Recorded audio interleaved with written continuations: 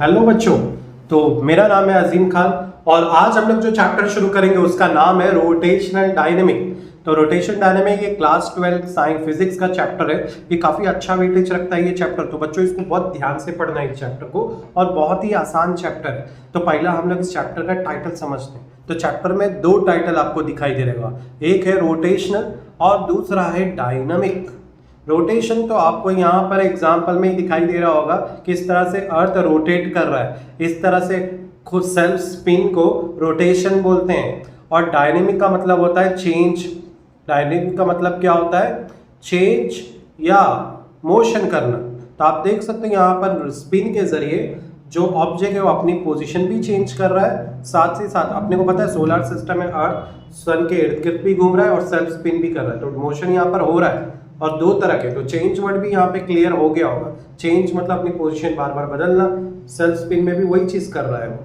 तो चलो टाइटल तो समझ में आ गया, तो अब हम लोग आगे बढ़ेंगे इस चैप्टर में। इस चैप्टर के ना अंदर अपने को दो पार्ट देखना है। पहला चीज़ हम लोग जो देखेंगे वो है, दो हिस्सों में ये चैप्टर डिवाइड है, एक है सर्कुलर मोशन और दूसरा पार्ट इसके अंदर जो है वो रोटेशनल है। सर्कल का मतलब पता है, वो अपन अच्छे से देख लेंगे आगे। रोटेशनल मोशन का मतलब सेल्फ रोटेशन। तो वो दोनों पार्ट में इस चैप्टर को कवर किया है और बहुत अच्छे से समझा है इस चैप्टर में। ये पहला चैप्टर है तो ध्यान लगा के देखना, ठीक है। तो शुरू करते हैं। पहला पार्ट जो है सर्कुलर मोशन। तो सर्कुलर मोशन का मतलब क्या होता है? तो लोगों को एग्जाम्पल से तो बहुत अच्छे से समझ में आ रहा होगा। The motion of an object along the circumference of a circle। देखो डेफिनेशन की ये मेन पार्ट है, ये याद रखो, एग्जाम में बेसिक डेफिनेशन नहीं आने वाला। तो मोशन ऑफ एन ऑब्जेक्ट, कोई ऑब्जेक्ट का मोशन जो सर्कल के सर्कमफ्रेंस में हो रहा है। तो मान लो कि यहाँ पे ये जो मून है जो अर्थ के इर्द गिर्द सराउंडिंग में सर्कुलर मोशन में घूम रहा है, बरोबर। ये मान लो एक ऑब्जेक्ट है और ये ऑब्जेक्ट किसको फॉलो कर रहा है? एक सर्कल की लाइन को, जो कि डॉटेड से रिप्रेजेंट की गई है, करेक्ट। सर्कल के साइड्स को सर्कमफ्रेंस बोलते हैं और इसी सर्कमफ्रेंस में हमारा मून क्या कर रहा है? गोल गोल घूम रहा है। तो अगर कोई भी ऑब्जेक्ट किसी सर्कल के सर्कमफ्रेंस यानी उसके साइड में गोल गोल घूमे तो उसे सर्कुलर मोशन कहते हैं, ठीक है। याद रखो, हम लोग सिर्फ घूमने की बात करें। मान लो कि मास्टर जी ने बच्चे को पनिशमेंट दी, बोले बेटा तुम लेट आए हो ना, जाओ ग्राउंड के एक पूरा गोल चक्कर काटो। तो ये जो ग्राउंड की वो एक पूरा गोल चक्कर काट रहा है ना, इसको हम लोग सर्कुलर मोशन बोल सकते हैं, क्योंकि एक सर्कुलर मोशन की एक अच्छी एग्जांपल है। अब आगे बढ़ते हैं। चलो बेसिक तो हम लोग को समझ में आ गया। अब सर्कुलर मोशन दो तरह के होता है, एक होता है यूनिफॉर्म सर्कुलर मोशन और दूसरा होता है non uniform circular motion. Uniform circular motion it is also abbreviated by UCM. UCM इसका शॉर्ट फॉर्म है।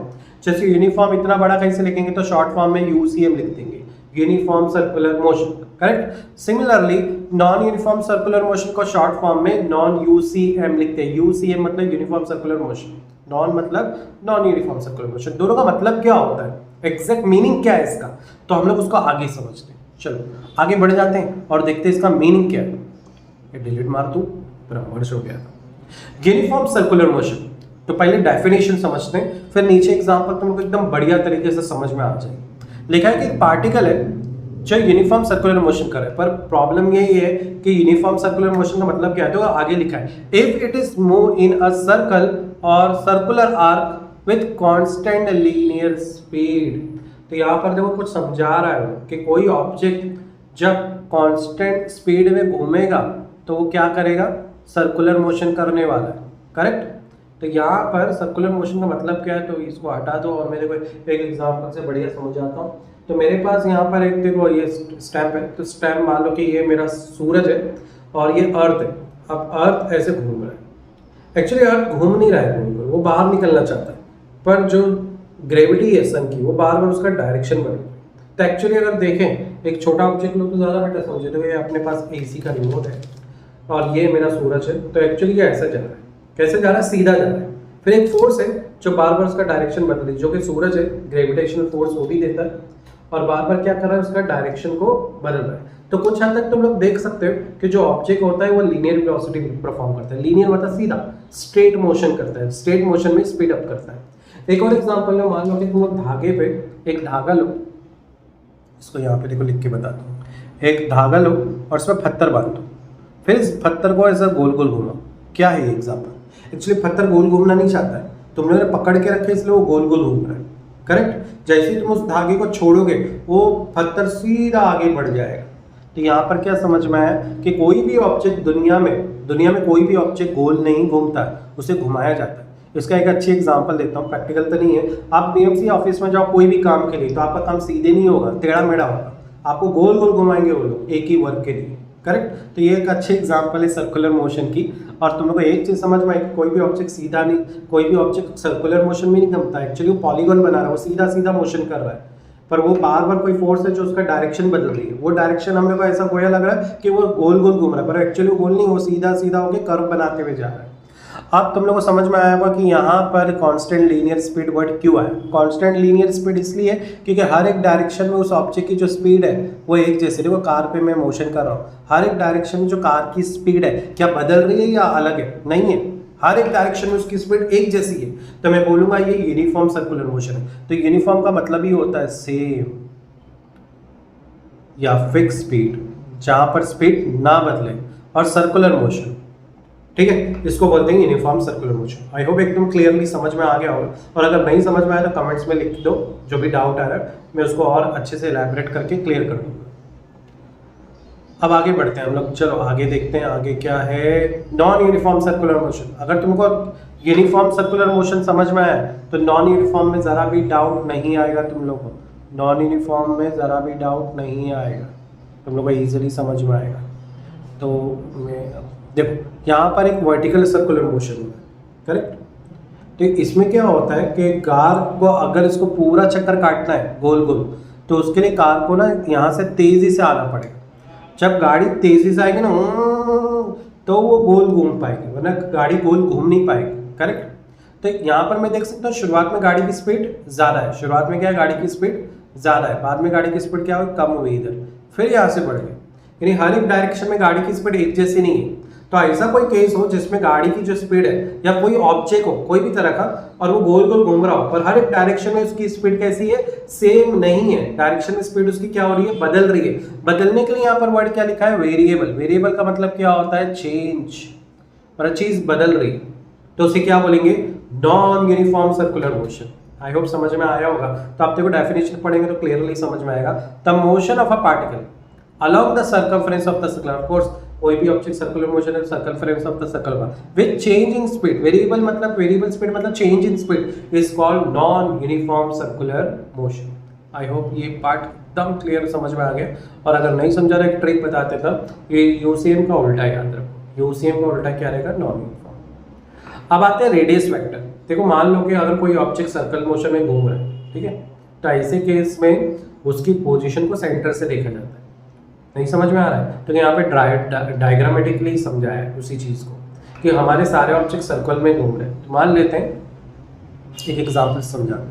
मान लो कि एक सर्कल है, ग्राउंड है, रोड है और बीच में बंगला है, ठीक है, और एक बाइकर है जो इस बंगले के इर्द गिर्द ऐसा सर्कल में घूम रहा है। अब बंगले में बैठा आदमी सेंटर में, और उसने उसको देख लिया कि भाई ये बार बार घूम रहा है, तो उसकी आंखों से जो रेस बन रही है वो क्या रहेगी, अगर सर्कल की ज्योमेट्री की प्रॉपर्टी आए तो रेडियस ही तो होगा।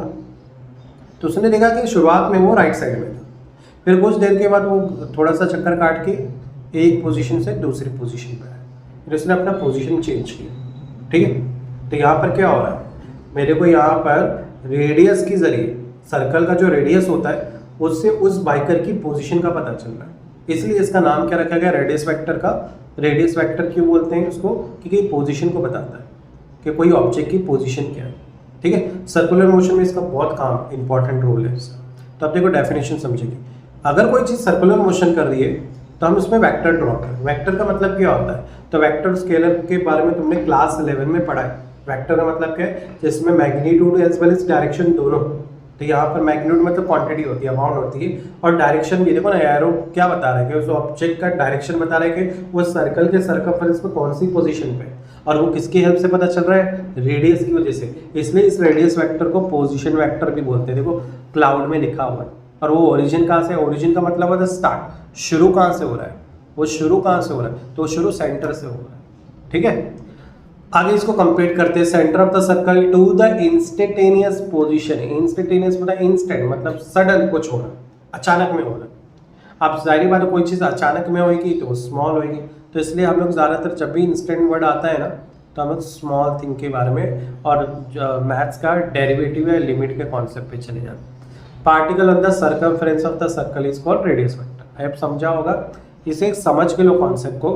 बोर्ड एग्जाम में ये सब चीज़ें अगर आई तो 1 मार्क्स के लिए आएगी, मोस्टली तो नहीं आती ये सब चीज़ें, ये कॉन्सेप्ट। ठीक है, ये बोर्ड के हिसाब से बता रहा हूँ, सीटी के हिसाब से नहीं। सीटी के हिसाब से क्वेश्चंस बन सकते हैं एमसीक्यू। ठीक है, आगे देखो एंगुलर डिस्प्लेसमेंट में आता है। देखो नॉर्मल डिस्प्लेसमेंट के बारे में तुम जानते हो, एक रोड पे गाड़ी सीधी चल रही है और ए पोजीशन से बी पोजीशन पे, तो जो उसने डिस्टेंस कवर किया, यहाँ पे डिस्टेंस को हम लोग रिप्रेजेंट कर रहे हैं एस से, उसे बोलते हैं डिस्प्लेसमेंट। याद रखो, देखो 2 वर्ड है, एक है डिस्प्लेसमेंट और दूसरा वर्ड क्या है, डिस्टेंस। तो डिस्प्लेसमेंट और डिस्टेंस में फर्क क्या होता है? डिस्टेंस जब हम यूज करते थे स्केलर क्वांटिटी, मान लो कि गाड़ी बाइक वाला है और बाइक वाले से बता रहा है तेरी गाड़ी का क्या सीसी कैसा है, मतलब क्या स्पीड देती है, तो बोलेगा 200 मीटर की स्पीड में चलती है, किलोमीटर पर आवर में। तो ये जो 200 किलोमीटर पर आवर है, ये सिर्फ उसकी क्वांटिटी को बता रहा है, ठीक है, स्केलर क्वांटिटी। अब मान लो कि गाड़ी है वो एक 200 की स्पीड में लेफ्ट साइड के डायरेक्शन में जा रही है, तो आपने 2 चीज़ बताई है, एक तो डायरेक्शन और दूसरा स्पीड। तो ये हो गया वेक्टर क्वांटिटी। और जब वेक्टर क्वांटिटी आता है तब हम ये वर्ड यूज़ करते हैं जो कि होता है डिस्प्लेसमेंट। ठीक है, तो डिस्प्लेसमेंट में आपको इनिशियल और फाइनल पोजीशन दोनों पता होती है। ठीक है, अब क्वेश्चन है कि ये एंगुलर डिस्प्लेसमेंट का मतलब क्या है। तो अभी अगर तुम लोग को लीनियर डिस्प्लेसमेंट समझ में आया होगा तो एंगुलर आसानी से समझ में आ जाएगा। अगर कोई ऑब्जेक्ट डिस्टेंस कवर कर रहा है, देखो ए से वो जा रहा है बी की तरफ, ठीक है, तो सर्कल में जो सर्कमफ्रेंस में जो डिस्टेंस है वो सीधा नहीं है, वो थोड़ा सा कर्व है। इस कर्व को क्या बोलते हैं? इस कर्व को बोलते हैं आर्क। क्या बोलते हैं इस कर्व को? आर्क बोलते हैं। पता होगा आर्क के बारे में, तो ज्योमेट्री के बारे में जानते होंगे। और जब ये आर्क में डिस्टेंस कवर हो रहा है तो ये जो एरो है ये पोजीशन को बता रहे हैं, तो वो लिखा हुआ है। एरो किसको बता रहे हैं? पोजीशन को। और उस पोजीशन के बीच में एक एंगल बन रहा है थीटा। ये एंगल बढ़ता जाएगा जैसे जैसे डिस्टेंस बढ़ता जाएगा। तो सर्कल के सेंटर में जो एंगल बता रहा है वो एक्चुअली उस ऑब्जेक्ट के डिस्टेंस के कवर को बता रहा है। समझ गए? जैसे मैंने बंगले वाली एग्जांपल लिया था, तो यहाँ पर एंगल के बेस पर हमें किसका पता चल रहा है? डिस्टेंस का पता